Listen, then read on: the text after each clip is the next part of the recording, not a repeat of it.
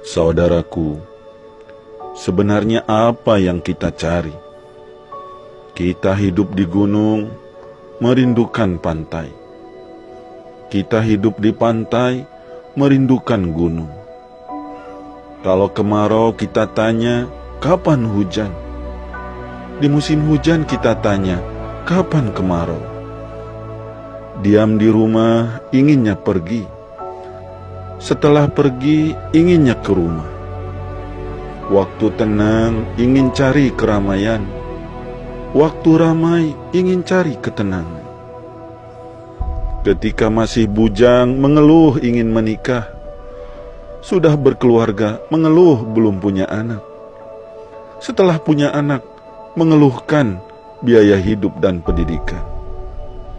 Saudaraku, ternyata sesuatu itu tampak indah karena belum kita miliki. Kebahagiaan tidak akan didapatkan kalau kita hanya selalu memikirkan apa yang belum ada, tapi mengabaikan apa yang sudah kita miliki. Jadilah pribadi yang selalu bersyukur dengan rahmat dan nikmat yang sudah kita miliki. Syukuri apa yang sudah kita miliki sebagai modal untuk kemuliaan kita. Karena hidup adalah waktu yang dipinjamkan, dan harta adalah amanah yang dipercayakan, yang nantinya semua itu akan dimintai pertanggungjawaban.